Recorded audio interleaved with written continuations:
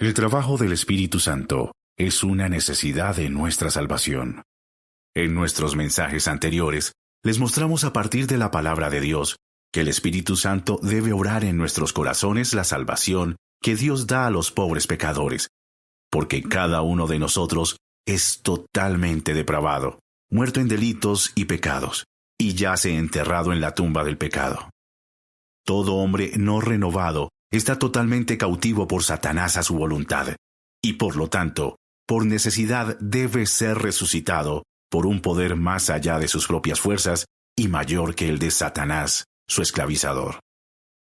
También les hemos mostrado que la obra del Espíritu Santo, tal como se describe en Juan 16, 8, 11, es amonestarnos, sancionarnos y convencernos del pecado, de la justicia y del juicio, para que conozcamos nuestra necesidad del Señor Jesucristo, que ha sido establecido como nuestro justiciero y libertador del pecado, y así su poder, dominio y presencia comiencen a obrar en nosotros.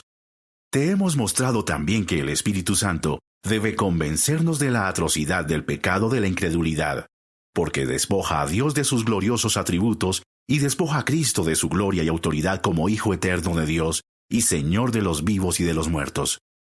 Ahora, en esta sección, me gustaría poner ante nuestros corazones el lugar que las Escrituras dan a la obra del Espíritu Santo en todas las fases de la salvación que Dios da en Cristo.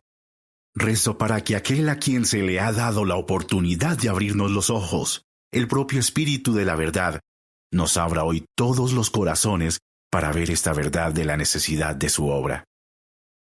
Las Escrituras declaran claramente en 1 Corintios 2, 11, 14, 13 estas palabras: porque ¿quién de los hombres sabe las cosas del hombre, sino el espíritu del hombre que está en él? Así tampoco nadie conoció las cosas de Dios, sino el Espíritu de Dios. Pero el hombre natural no percibe las cosas que son del Espíritu de Dios, porque para él son locura, y no las puede entender, porque se han de discernir espiritualmente, lo cual también hablamos, no con palabras enseñadas por sabiduría humana, sino con las que enseña el Espíritu, acomodando lo espiritual a lo espiritual. De nuevo, las Escrituras declaran en 1 Corintios 12:3 que nadie que hable por el Espíritu de Dios llama anatema a Jesús, y nadie puede llamar a Jesús Señor sino por el Espíritu Santo. Aquí tenemos la mayor prueba de la necesidad de su obra. No llamaremos a Jesús Señor de una manera verdaderamente salvadora, a no ser por la obra del Espíritu Santo. Ningún hombre coronará a Jesucristo como el Señor de su vida hasta que su voluntad se rompa, hasta que sea llevado a ver y conocer su condición completamente perdida sin Cristo. Solo el Espíritu Santo nos hace dispuestos en el día de su poder. Nos da lo que Dios requiere. Los sacrificios de Dios son el espíritu quebrantado. Al corazón contrito y humillado no despreciarás tú, oh Dios. Salmos 51:17. En el asunto del nuevo nacimiento, es imperativo que el Espíritu Santo trabaje, ya que las Escrituras lo declaran claramente en Juan 3:3. El que no naciere de nuevo no puede ver el reino de Dios. Cuando Nicodemo en esta ocasión le preguntó a nuestro Señor cómo se podría lograr esto, se le dijo que era por la palabra de Dios y el Espíritu Santo. Al describir esta misma cosa, leemos en 1 de Pedro 1:23 estas palabras: siendo renacidos no de simiente corruptible, sino de incorruptible, por la palabra de Dios que vive y permanece para siempre. Sí, el Espíritu Santo toma la palabra de Dios, la palabra de la verdad, y la planta en el corazón del pecador a quien salvará. Y esa semilla, esa palabra regada y alimentada por el Espíritu Santo, brota para la vida eterna. El nuevo nacimiento no es una decisión que tomes, no es un sentimiento que tengas, ni es algo que puedas producir por cualquier trabajo que puedas realizar. No, es la operación del Espíritu del Dios vivo en tu corazón lo que produce este nuevo nacimiento. Y para hacerlo, usa la palabra de Dios, la palabra de la verdad. Nuestro Señor, en Juan 3:8, declaró a Nicodemo que la operación del Espíritu Santo en el corazón del hombre es como el viento. El viento sopla de donde quiere y oyes su sonido, mas ni sabes de dónde viene ni a dónde va. El trabajo en el corazón del hombre es realizado por el Espíritu Santo a su manera y a su tiempo, porque Él es soberano. Permítanos darle una ilustración de esto. En Lucas 1, encontramos la historia de la visita del ángel Gabriel a María, la mujer virgen que estaba comprometida con José. Cuando Gabriel anunció a la Virgen María que iba a ser madre del Mesías, su pregunta fue, ¿cómo será esto? Pues no conozco varón. Versículo 34. La respuesta de Gabriel fue, el Espíritu Santo vendrá sobre ti, y el poder del Altísimo te cubrirá con su sombra, por lo cual también el santo ser que nacerá será llamado Hijo de Dios. Versículo 35. María sabía una cosa, si es que sabía algo, y era que sin el esperma masculino era tan incapaz de producir un niño por sí misma como cualquier mujer. Sabía que podía rezar, rogar, hacer toda clase de penitencia, negarse a sí misma todas las cosas, pero sin el esperma masculino unido a su semilla femenina, la cosa era imposible. Sabía que aunque viviera hasta los 100 años de edad, no podría producir un hijo por sí misma. Entonces se le dijo que el Espíritu Santo lo haría. Él vendría sobre ella, la cubriría con su sombra, pondría el esperma masculino en su vientre. Él la protegería, y ese santo ser que nacería de ella se llamaría el Hijo de Dios. Como ocurrió en el nacimiento de nuestro Señor en el vientre de la Virgen María, así ocurre en el nuevo nacimiento, o el nacimiento de nuestro Señor en nuestros corazones. Cristo se forma en nosotros, como una nueva creación. Segunda de Corintios 5:17, Efesios 2 del 8 al 14, Gálatas 4:19. Por esto mismo, el nuevo nacimiento debe ser hecho por el Espíritu Santo. Podemos mendigar, orar, hacer toda clase de obras, vivir vidas moralmente limpias, ir a la iglesia, ser bautizados, comulgar, predicar, enseñar, dar nuestro dinero y nuestros cuerpos a la obra del Señor, renunciar a todo lo que está bajo el sol, pero no podemos producir el nuevo nacimiento. No podemos plantar la semilla, regar la semilla, dar vida a la semilla ni formar a Cristo en nosotros sin que el mismo dador de vida haga la obra. Esta es la obra necesaria del Espíritu Santo. ¿Qué dicen las Escrituras? Porque Dios, que mandó que de las tinieblas resplandeciese la luz, es el que resplandeció en nuestros corazones para iluminación del conocimiento de la gloria de Dios en la faz de Jesucristo. Segunda de Corintios 4:6. Alabado sea el Señor. Cuando Él ordena, se hace. Sí, es la obra del Espíritu Santo, posar sobre el pecador, ya que Él posó sobre la tierra cuando estaba sin forma y vacía, y las tinieblas estaban sobre la faz del abismo. Fue Él mismo quien ejecutó la orden para que la luz brillara en las tinieblas.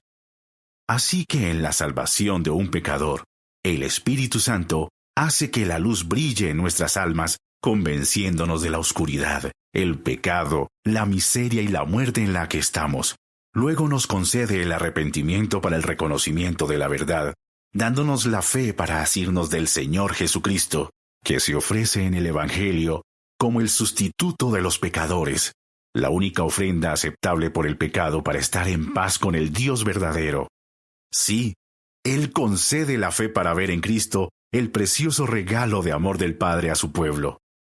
Solo entonces el pecador puede ver por la fe que el Señor Jesús satisface todas sus necesidades y que en su sangre derramada está el perdón del pecado y que solo por el sacrificio de Cristo es alejado de la ira de Dios. En su luz vemos la gloria de Dios en el rostro de Jesucristo. De nuevo, las Escrituras declaran que solo por el Espíritu Santo puede derramarse el amor de Dios en nuestros corazones. En Romanos 5:5 leemos: El amor de Dios ha sido derramado en nuestros corazones por el Espíritu Santo que nos fue dado. No hay amor de Dios en nosotros. No hay amor por Dios que podamos producir de nosotros mismos, en nuestros corazones y afectos. ¿Por qué? Porque por naturaleza lo odiamos. Las Escrituras declaran que por naturaleza odiamos a Dios. Romanos 1:30. Por lo tanto, si hay algún amor en nuestros corazones por Dios, podemos estar seguros que fue puesto allí por el mismo Espíritu Santo. Oh, que tú y yo conozcamos y entendamos esta gran verdad cada vez más, que siendo pecadores totalmente depravados, vacíos de todo lo que nos llevaría a Dios, la salvación tiene que ser del Señor, o ninguna alma se salvaría jamás. ¿Alguna vez el Espíritu Santo te ha mostrado esto? Escucha de nuevo, amigo mío, la palabra de Dios. Está claramente declarado tanto en Juan 6:63 como en Efesios 2:1 que solo el Espíritu Santo da vida a nuestro espíritu muerto y nos hace vivir en Cristo. Segunda de Corintios 3:6 declara que solo el Espíritu Santo da vida, vida espiritual, y por lo tanto la vida eterna en Cristo. Efesios 2:18 nos dice que solo por el Espíritu Santo tenemos acceso al Padre sobre la base de la sangre derramada de nuestro Señor Jesús. Romanos 8:26 nos dice que es el mismo Espíritu Santo quien nos ayuda en nuestras debilidades. Y de igual manera el Espíritu nos ayuda en nuestra debilidad. Pues ¿qué hemos de pedir como conviene? No lo sabemos, pero el Espíritu mismo intercede por nosotros con gemidos indecibles. También leemos en 1 Corintios 12:13 que solo por el Espíritu Santo somos bautizados en el cuerpo de Cristo, su iglesia, y hechos uno con Él. Por lo tanto, vemos en todas estas escrituras que no hay manera de nacer de nuevo, de ver el reino de Dios, de entrar en el reino de Dios, para ser partícipes de la naturaleza divina de Dios, de estar unidos a Cristo y de tener acceso al Padre, sino por la obra del Espíritu Santo en nosotros. Yo, por mi parte, voy a atribuir toda la obra de la salvación a mi glorioso Dios Trino, al Padre por haberme elegido, al Hijo por morir en mi lugar, y al Espíritu Santo por aplicar sus gracias a mi corazón y a mi vida.